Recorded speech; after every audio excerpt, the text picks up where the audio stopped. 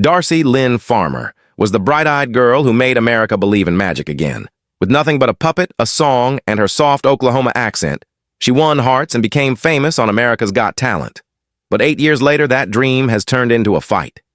The same stage that made her famous is now the center of a serious legal battle, and the name on the lawsuit has shocked everyone. For years, Darcy smiled through being tired, doing everything right, always grateful, always polite. But behind the polite laughter was a heavy silence full of things she could never say.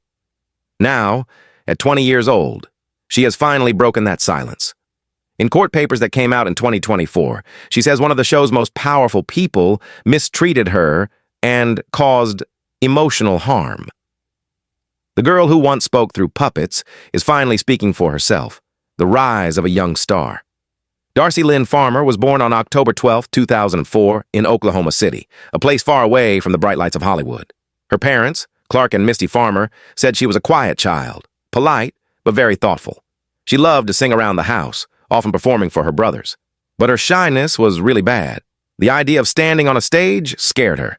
Singing was her escape, but the fear of being seen kept her hidden until a church talent show changed everything. At age 10, Darcy discovered ventriloquism, an old art that suddenly gave her voice a new way out. She could express herself without looking straight at the crowd, hiding behind her puppets, but still commanding the stage. Her inspiration came from watching Terry Fader, the Las Vegas performer, who had won America's Got Talent in 2007. If he could do it, she thought, maybe she could too. With her parents' support, she began training seriously under the teaching of young ventriloquist Lisa Bonaquisti. Lisa helped her control tone, timing, and character, turning Darcy's nervousness into confidence. Her hard work was intense. She practiced for hours in front of the mirror, perfecting how to speak, sing, and breathe without moving her lips. Her first big step came in 2014 when she entered the International Cinderella Scholarship Program and won the Mini Miss title. That same year, she performed at local fairs and talent contests, amazing audiences who couldn't believe that such a powerful singing voice was coming from a child holding a puppet. 2 years later, she appeared on Little Big Shots, performing I Want to Be a Cowboy Sweetheart with her cowgirl puppet, Katie. The video spread across the internet, getting millions of views. Suddenly, the shy girl from Oklahoma became the talk of morning shows and talent scouts. Her parents began homeschooling her full-time to manage the travel and appearances. In 2017, she took the biggest leap of her life, trying out for America's Got Talent Season 12. With her rabbit puppet, Petunia, she performed Summertime, leaving the audience and judges speechless. Within hours, the video became the most watched tryout in AGT history. Mel B hit the golden buzzer, sending her straight to the live shows, while Simon Cowell called her a once-in-a-generation talent. When she won the competition, that September, America crowned her its youngest star. But for Darcy, it was only the beginning of a story far more complicated than anyone imagined. Behind the curtain, when Darcy Lynn won America's Got Talent in 2017, the clapping seemed endless. Overnight, she became one of the most recognizable young performers in the country, a symbol of pure, wholesome talent.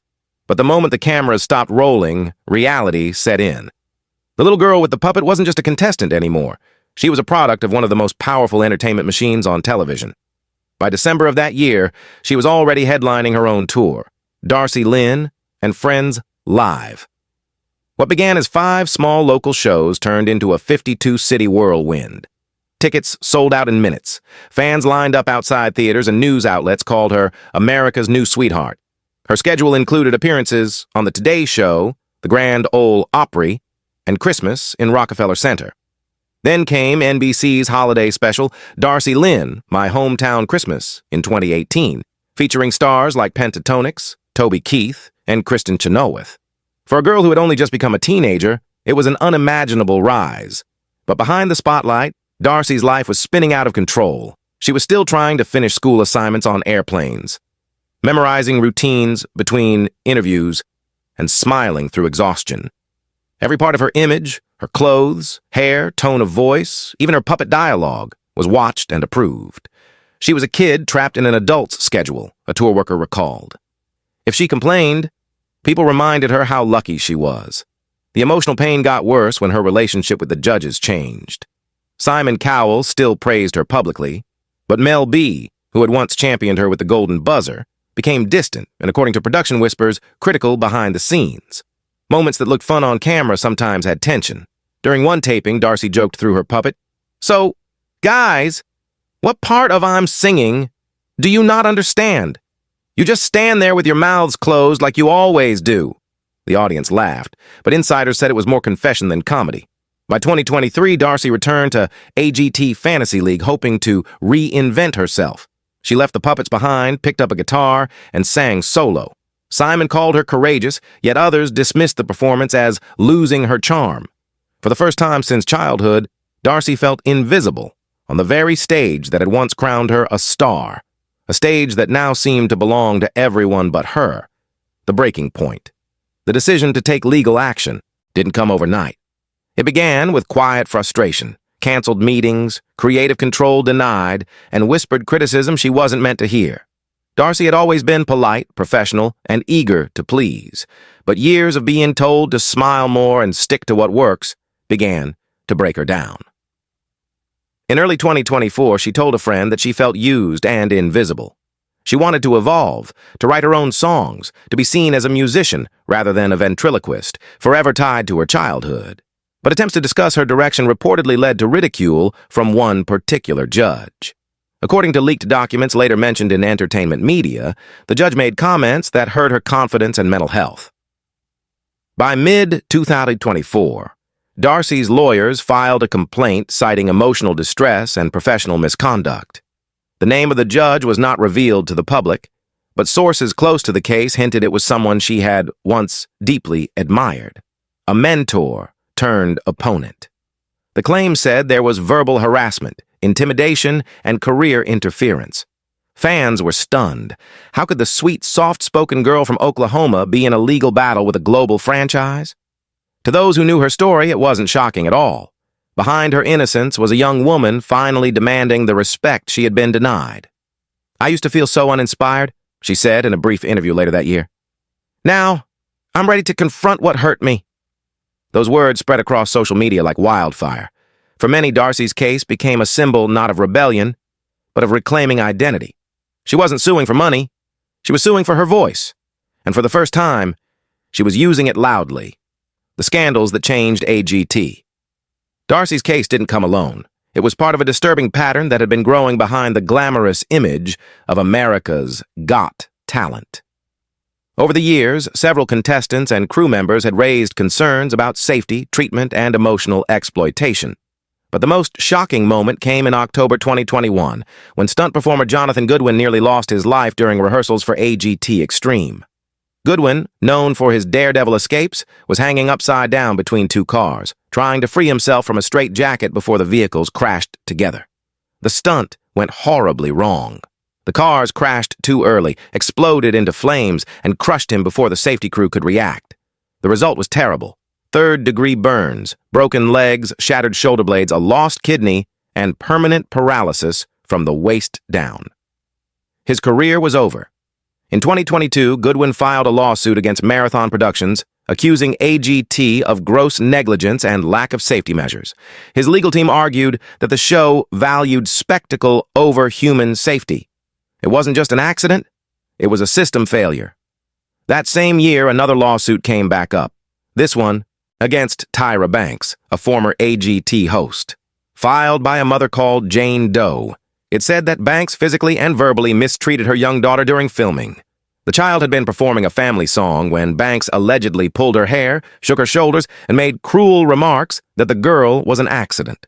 The family claimed emotional trauma. And in 2018, there was the wrongful death case of 79-year-old wheelchair user Maureen Allen. Her family accused AGT's production of blocking disabled access ramps at the Pasadena Civic Auditorium, causing her wheelchair to tip over. She suffered a fatal hip fracture and stroke weeks later. By 2024, these cases painted a scary picture. The world's most popular talent show had a dark underbelly. Darcy's lawsuit wasn't just personal anymore. It was part of a larger question about accountability. How many dreams had to break before someone took responsibility? Fallout and silence. When news of Darcy Lynn's lawsuit broke in mid-2024, it sent shockwaves through the entertainment world. The story spread across tabloids, fan forums, and talk shows, though her legal team refused to name the judge or share details of the filing. NBC and the show's producers released a short statement denying any wrongdoing and saying that America's Got Talent had always put the safety and well-being of its performers first. But behind closed doors, insiders described panic.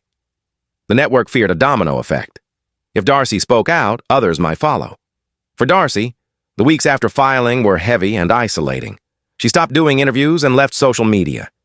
Friends said she was exhausted, but at peace with her decision. She's been holding this in for years, one friend revealed. Now that it's out, she can finally breathe. Instead of big stages, she began performing quietly in small theaters and community venues around Oklahoma, often just her, a guitar, and a handful of devoted fans. The puppets that once symbolized joy now stayed hidden in storage. Meanwhile, public opinion was divided. Some fans called her brave for standing up to the powerful machine that had once made her a star. Others accused her of being ungrateful, saying she owed her entire career to the show. But for those who had watched her grow up, there was something heartbreaking about the transformation. The confident girl with the talking rabbit had become a young woman speaking her own truth, even if it came at a cost.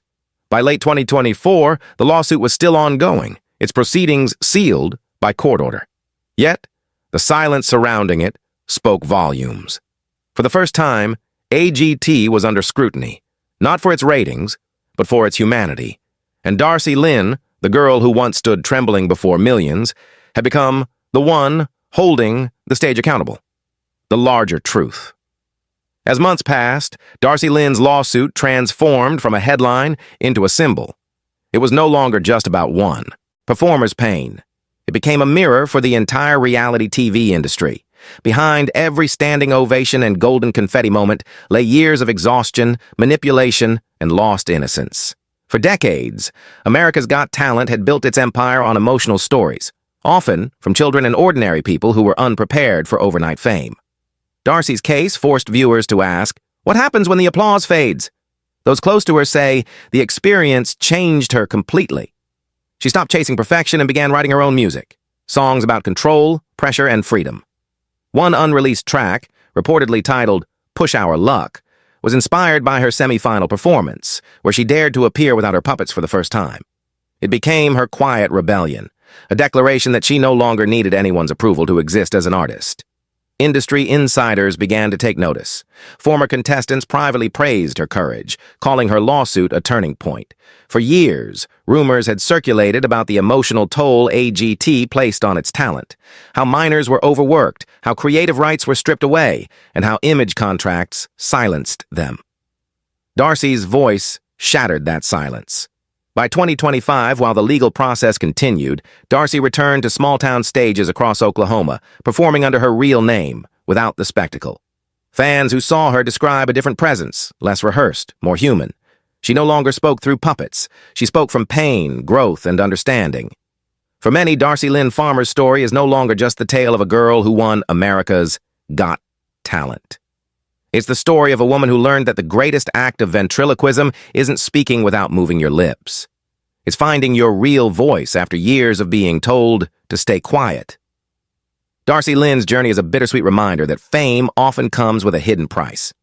She gave the world laughter and wonder, but when the lights went down, she faced her hardest performance, standing up for herself. Whether her lawsuit succeeds or not, she's already changed the conversation about what it means to protect young talent in entertainment. Do you think shows like America's Got Talent truly care about their contestants, or are they just chasing ratings? Share your thoughts in the comments, and don't forget to like, subscribe, and stay tuned for more stories that reveal the truth behind the spotlight.